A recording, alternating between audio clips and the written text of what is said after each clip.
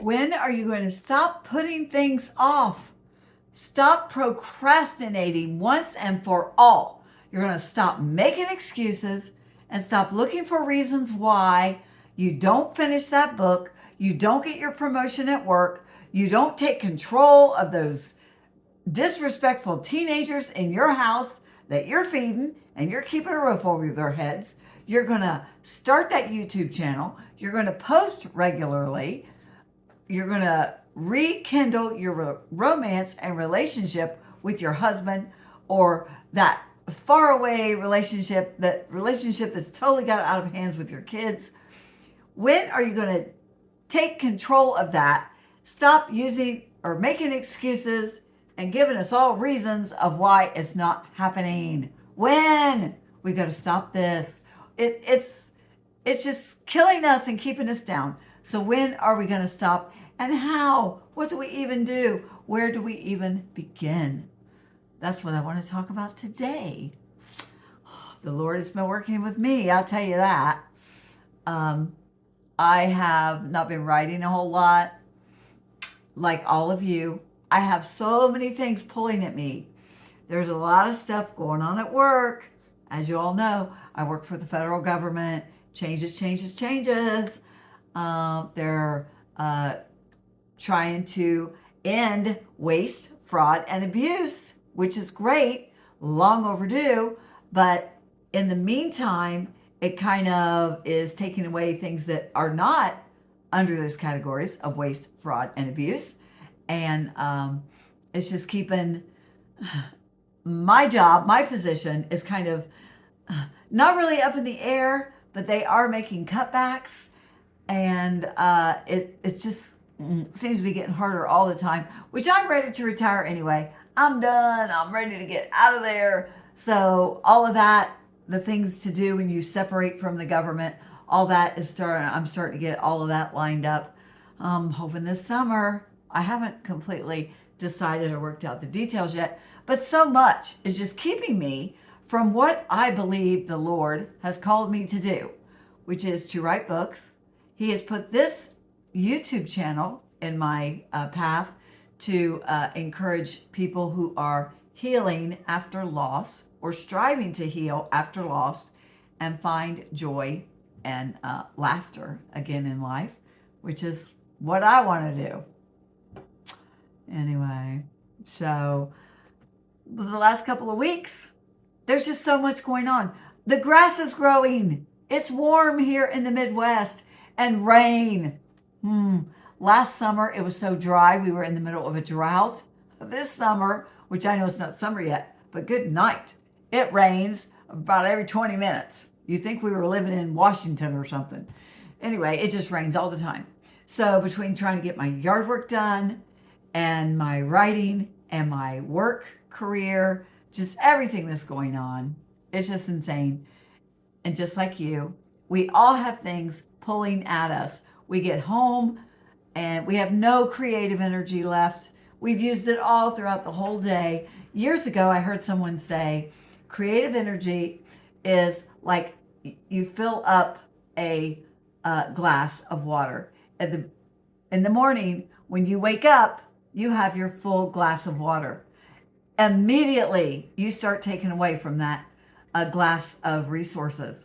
You work out, you make coffee, you get the kids up, get the husband, he's up and moving. Everybody's making demands. They're wanting lunches and field trips and school and everything. Carpools, everything pulls at us and slowly drains our glass. And then you go to work. Then your whole life really starts. You have to go to work. You have to sit in traffic. Every struggle that you face drains your glass. By the time you find a little time for yourself to whatever you're wanting to do, write that book, create those resources for your YouTube channel, whatever it is, your glass is down to here by now. It's almost empty. What do? It's just crazy. But I was reading in my Bible study the other day in Ephesians, all the things I want to do. And I think that they're all important. I have a friend who always says, pick the most important thing. And I do try to do that each day, but it's like, it's all important. If I want to build a career, build a business, one woman show, it's all important. Everything that I have to do, except for when I watch TV, but everything else it is important. But anyway, so, but in my Bible study the other day in Ephesians chapter 6, it is talking about employers and employees, how to deal with your job, not as your boss is your employer, but as Jesus is your employer. And I found a couple different translations that really hit me.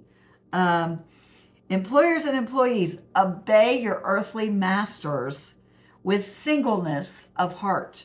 The Amplified Version says to have respect for them and eagerness to please them as you would Christ.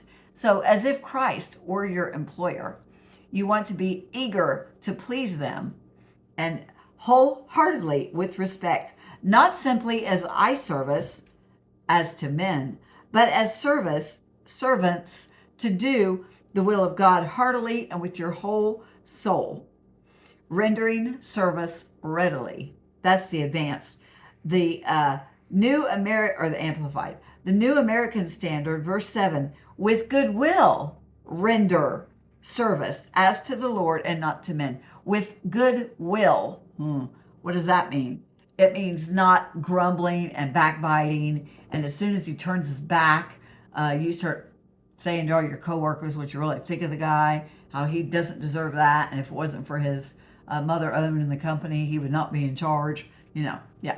We are to treat him and treat the position that we're in at work as if God were the employer. In the New International, it says, serve wholeheartedly as if you were serving the Lord instead of men, because you know God will reward everyone for whatever good they do. Isn't that encouraging? God wants to bless me, and he wants to bless you in whatever your endeavors are. If you're starting a channel, you're trying to provide content for your channel to bless people, to bless yourself, because you can promote the things that you purchase or the things that you create on your YouTube channel. He has given us gifts, and we want to use those gifts to bless others. And of course, we would also be blessing ourselves, but to uplift the kingdom, to build the kingdom. But I have not been working wholeheartedly as to the Lord, not at all. If I were working wholeheartedly with my whole heart, I would have more things written. I would have more things created. I would have my newsletter ready to go on this channel if I were working wholeheartedly for the Lord. But for the last several months, several years, I've not been pursuing anything wholeheartedly. It's been half-heartedly at best. I have been pursuing it. And if Jesus were your employer and you showed up at work tomorrow at your work site and there he stands and he's your supervisor for the day, would you give the half-hearted attempts that you're giving now? I know for me, maybe you're applying and you are hitting it hard, but I just have not been. I have been letting myself get distracted. I heard it say years ago, and it's so true. When you chase two rabbits, they both get away. Focus. That was my word for the year. Focus. Yeah, here it is. Yeah, a quarter of the way through the year, and I barely, a third of the way through the year. And I barely focus on anything because I'm thinking, I want to create content for this channel. I want to start my newsletter on this channel. I want to post at least weekly, once a week minimum, on my writing newsletter. I want to publish 5 books a year. Well, I got to write them first.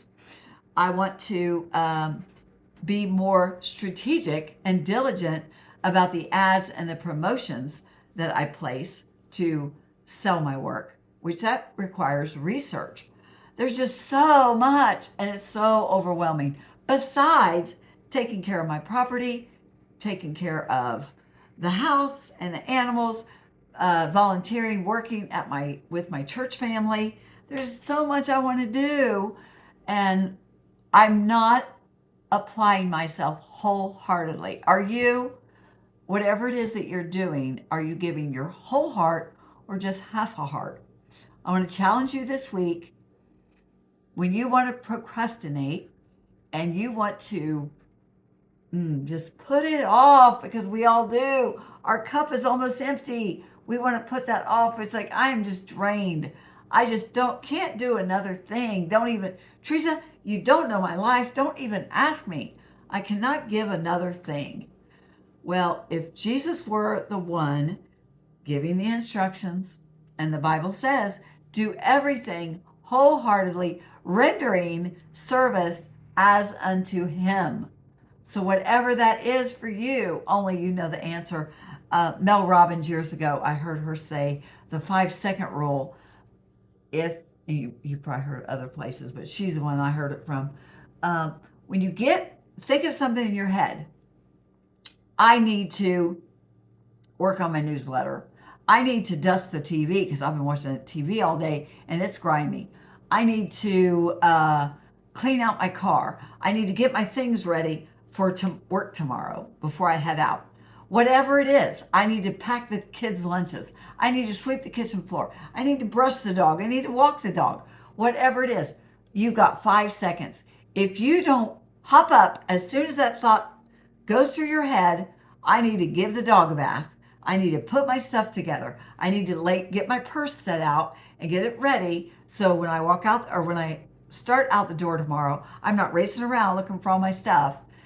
Immediately, if you do that in your 5 seconds, you're going to be a lot more apt to get it done and to actually accomplish it. And it will be amazing how much more organized and how much more you will get done.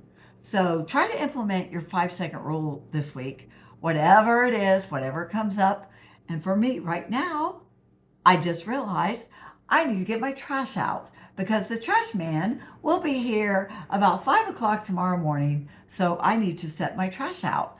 I need to do that. I'm not going to let my 5 seconds go by. So I just want to encourage you this week, do your 5 seconds, be diligent, be wholehearted, whatever. Even if you're in retirement, it doesn't matter. You still have things to do. I'm sure almost everyone I talk to who is retired, they tell me they are so much busier than they ever were when they were working. And your purpose does not end. Your potential does not end just because you retire. Well, I'm done. I did my 40 years. I'm retired. I'm not doing anything else. I'm just going to sit back and enjoy the fruits of my labor. Wrong. There is still so much that needs to be done. You have grandchildren and neighbor kids and friends and family that need your expertise, need the things that you know that only you can give them. You still have so many responsibilities. The Lord, as long as we have a pulse, we have a purpose. The Lord knows what that is. It's our duty to make the plans to fulfill that purpose as long as we have breath in our bodies. And I just want to encourage you. And it has been more than 5 seconds since I thought about taking out the trash. So I have to end this video, or you're going to know I'm a big old faker. And I do not do what I don't practice what I preach on this channel. Have a blessed, wonderful week. Be encouraged. And if you're not encouraged, get out there and encourage someone.